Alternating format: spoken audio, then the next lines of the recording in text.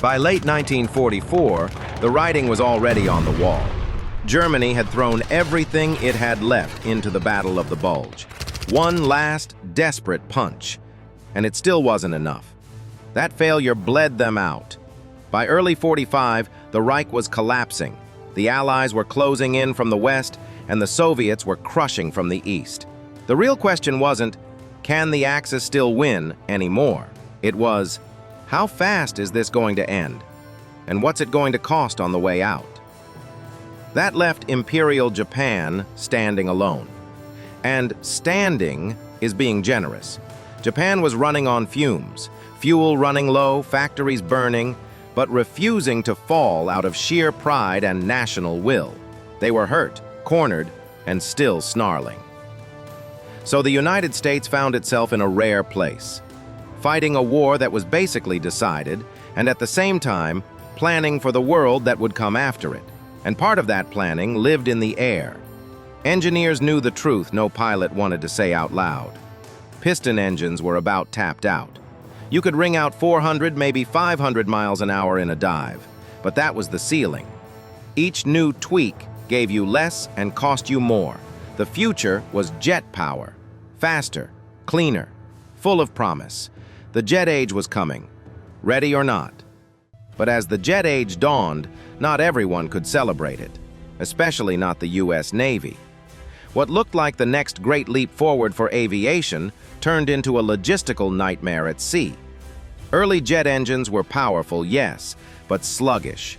They took too long to spool up, burned fuel like mad, and had almost no low-speed control. For the Army Air Forces operating from mile-long runways, that wasn't a deal-breaker. They had space to roll, time to accelerate, and flat land to crash on if things went wrong. For carrier pilots, it was a different story. Out there, a runway was 100 yards of painted steel pitching in the ocean. A slow spooling jet could mean you never left the deck, or worse, that you left it too soon. Early carrier trials proved brutal. Jets slipped off the bow, engines flamed out, landing gear snapped. The Navy's flying world ran on reliability, and jet power in the late 1940s was anything but. So the Navy's engineers started looking for something in between, a bridge between the old and the new. They wanted the smooth speed and thrust of a turbine, but the tight throttle response and low-speed manners of a propeller. The answer seemed obvious: combine them. That marriage became the turboprop, a gas turbine driving a propeller instead of pushing air through a jet nozzle. It promised a little more speed than a piston engine, a lot more control than a jet, and just enough hope to keep carrier aviation alive until technology caught up. The Navy's mission was clear: build a bridge between the past and the future. And Douglas aircraft was about to try. So the call went out. On June 4, 1945, the Bureau of Aeronautics, the Navy's top brass for all things that flew, issued a formal order. Design a new turboprop attack aircraft, something that could hit hard like the old piston bruisers, but fly faster and higher, ready for the post-war world that was already taking shape. Douglas aircraft got the nod almost immediately. They weren't strangers to the Navy's front line. These were the folks behind the SBD Dauntless, the dive bomber that had turned the tide at Midway, and the tough A-26 Invader, one of the best all-around attackers of the war. Even more promising, Douglas had just flown a prototype called the XBT-2D, a sleek, single-seater that would soon earn its place in history as the A1 Sky Raider. Riding that momentum, Douglas proposed 3 experimental layouts under the internal code D557. The D557A would use 2 General Electric TG100 engines mounted in the wings. The D557B would mount both engines in the nose, feeding a single propeller. The D557C would run on a single Westinghouse 25D turbine. There was even talk of a version powered by the ambitious new Allison T40, which tied 2 smaller turbines into one gearbox. But the Navy said no, for now. By late '46, none of the planned engines worked as advertised. Each prototype stalled out before it left the ground. The D557s were shelved, and the project went cold for more than a year. Still, the idea refused to die. Somewhere in those blueprints lay the seed of what would become the Sky Shark. When the Allison T40 finally began to behave like a real engine in 1947, the whole conversation changed. The Navy reopened the hunt, not for another stopgap, but for a true multi-role attack airplane that could slug it out in the air and pound the deck below. Douglas, who had already done the homework on turboprop layouts, was sitting in the catbird seat. Their early studies gave them a head start, and the Navy moved fast. By September 25, 1947, Douglas held a contract to build 2 prototypes, designated A2D-1. On paper, the Sky Shark looked like a logical next step from the Sky Raider, and in many ways it was. But look closer, and the A2D was a different animal. The dimensions tell part of the story, roughly 41.2 feet long, a 50-foot wingspan, and about 17.1 feet tall. Big enough to carry real punch. Armament was serious for a carrier attacker. 4 20mm cannon mounted forward. A loadout meant to chew up both aircraft and ground targets. The heart of the design, of course, was the Allison T40 turboprop, driving a set of contra-rotating propellers. Instead of a single roaring propeller, the contra-rotating pair promised more thrust without the violent torque that could upset a carrier pilot on takeoff. Douglas tucked the engine assembly in under the cockpit and redesigned the forward fuselage into a much pointier nose to accommodate the new gearbox and intake arrangements. The fuselage behind the cockpit grew beefier. There was more machinery to hide, more fuel to carry, so the rear fuselage had a noticeably fuller profile. Twin exhausts poked out just aft of the wing, a telltale sign that the machine carried turbine power, not just a big radial. Aerodynamically, they shaved the wings down a bit to favor higher top-end speed, and they beefed the landing gear to handle the extra mass. They kept the Sky Raider's proven wing area, but the overall package was sleeker, sharper, leaner. One neat tactical touch: a single, speed dive brake mounted under the belly.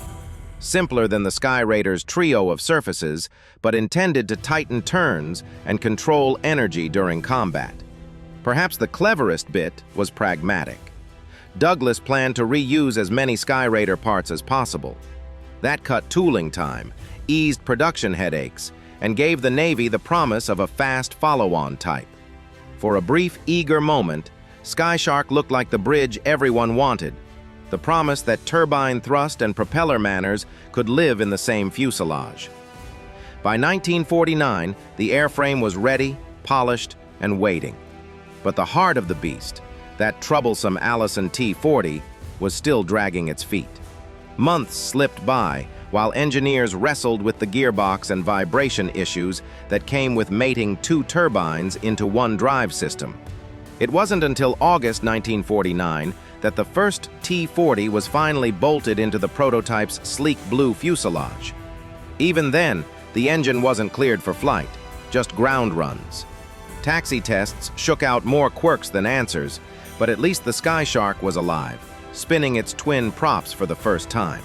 Spring of 1950 brought the real moment. On March 26th, the A2D-1 left the runway and clawed into the sky on its maiden flight. For a few shining minutes, the concept worked. Test pilots reported smooth handling, firm control response, and no nasty surprises in the cockpit. The Sky Shark hit speeds between 475 and 501 miles per hour, right up there with the fastest piston fighters in history, and it felt stable, almost civilized, for something so experimental. But it didn't take long for the gremlins to crawl back in.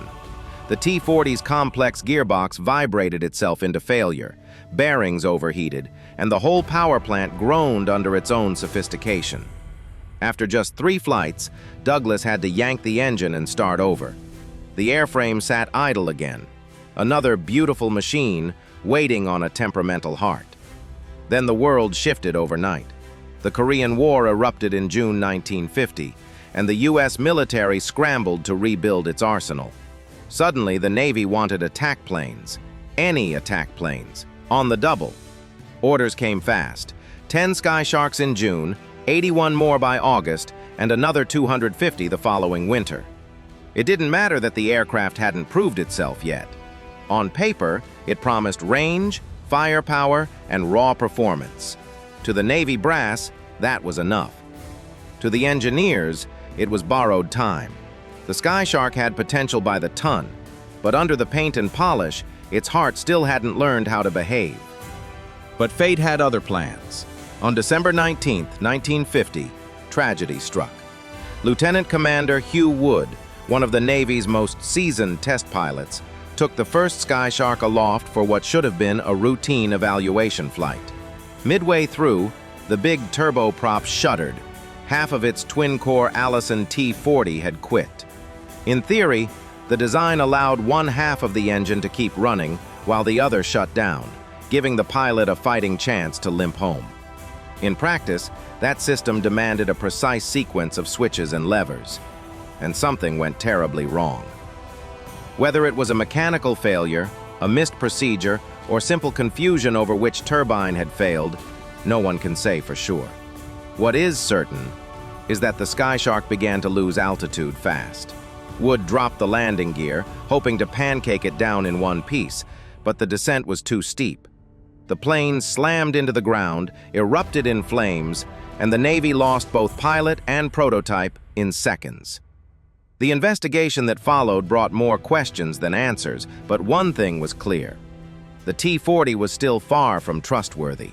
The Navy grounded the project immediately. Douglas pushed on long enough to finish a second prototype, which finally flew in April 1952, bare metal, stripped of its earlier optimism. By then, the world had moved on. Jet engines had matured, delivering power without the drama. New carriers were fitted with steam catapults, making low-speed acceleration a non-issue.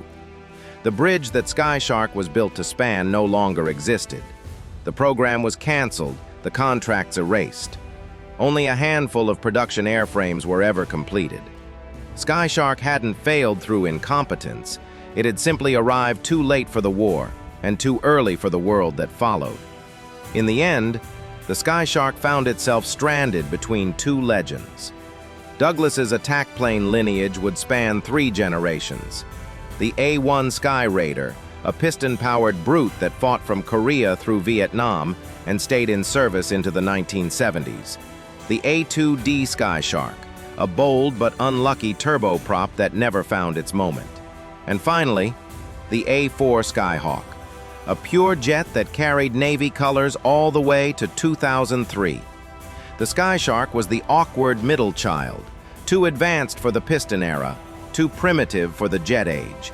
It represented that strange moment when progress outran itself, when an idea could be brilliant and obsolete at the same time. Once carriers grew larger and steam catapults hurled jets safely into the sky, turboprops simply had no seat at the table. Still, it's hard not to feel a touch of affection for it. The A2D was proof that engineers weren't afraid to gamble big, even if history had already changed the rules of the game. Or, as some say with a grin, the Sky Shark wasn't a failure. It was just born between shifts. And admit it, the name still sounds awesome. Sky Shark. Tell me that doesn't belong on a Saturday night sci-fi marathon. Sky Shark versus Mega Crocosaurus. Thanks for watching, everyone. Don't forget to like, comment, and subscribe.